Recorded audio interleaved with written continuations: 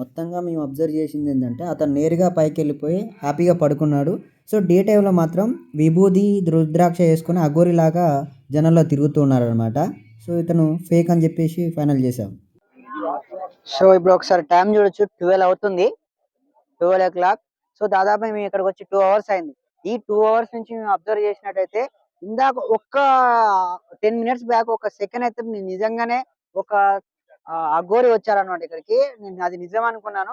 ఇక్కడ కనిపిస్తున్న వెనకాల చూడొచ్చు జై అఘోరి కాళీ టెంపుల్ అని ఉంది.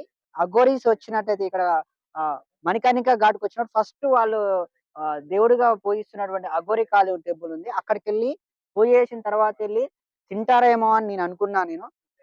టెంపుల్ దగ్గరికెళ్ళాడు. పూజ చేసాడు. తర్వాత నేరుగా అలా పైకెళ్ళిపోయి హాయిగా అలాగే బయటికెళ్ళిపోయాడు. ఇక్కడ ఇప్పటి వరకైతే మాత్రం ఎవరు అఘోరీస్ అయితే రాలేదు. వచ్చి తినలేదన్నమాట. ఎలాంటి శవాన్ని భోజనంగా భక్షించలేదు. సో, నేను ఇక్కడ వచ్చిన తర్వాత కొంతమంది వేదాంతులతో మాట్లాడి నేను తెలుసుకున్నదేంటంటే, అఘోరి తత్వం ఉన్నవాళ్ళు ఎవరైతే ఉన్నారో జన సంచారంలోకి రారు. ఈ స్పెషల్ అకేషన్ మన శివునికి సంబంధించిన స్పెషల్ అకేషన్ శివరాత్రి గాని, కుంభమేళా లాంటి టైంలో మాత్రమే జనాల్లోకి రావడం జరుగుతుంది.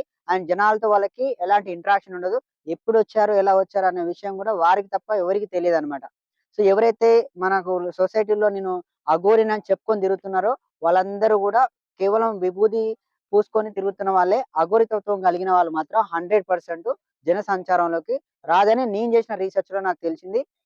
అండ్ ఇక్కడ గూడా ఈ దాదాపు ఈ 2 అవర్స్ నుంచి స్పెండ్ చేసినప్పుడు గూడా చాలా మంది ఇప్పుడు మీకు వస్తుంటే నేను ఈ వీడియోలో చూపించాను నేను. చాలా మంది డే టైమ్‌లో మొత్తం విభూది, విభూది అప్లై చేసుకొని అక్కడ దీక్ష చేస్తున్నట్టుగా కూర్చుంటూ ఉండడం చాలా వరకు అబ్జర్వ్ చేశా. ఇవన్నీ చూసి కూడా కాశీ అనగానే అందరూ అఘోరీలు ఉంటారు అని చెప్పేసి నాకు చాలా సార్లు మా ఫ్రెండ్స్ అడగడం జరిగింది. అఘోరి శ్రీనివాస్ స్టోరీ ఏదైతే బయటకొచ్చిందో, వచ్చిన తర్వాత మేము మనకు తెలిసిన విషయాన్ని కూడా అందరికి తెలియపరచడం నా బాధ్యతగా నేను తీసుకొని, ఈరోజు నైట్ ఈ రిస్క్ చేయడం జరిగింది. లో తిరుగుతున్నటువంటి కొంతమంది అఘోరిలాగా మేకప్ వేసుకొని అలా చేస్తున్నారు అంతేగాని, అఘోరి లాంటి వాళ్ళు ఇక్కడైతే ఎవరు లేరు ప్రెజెంటు. ఒకవేళ అలాంటి వాళ్ళు ఎవరైనా ఉంటే మాత్రం వాళ్ళు ఎక్కడుంటారో ఎవరికీ తెలీదు. వారికి తప్ప. ఎప్పుడొస్తారో, ఎక్కడుంటారో వాళ్ళకి తప్ప ఇంకెవరికీ తెలియదు. ఇదండి ఈరోజు కంటెంట్ వచ్చేసి.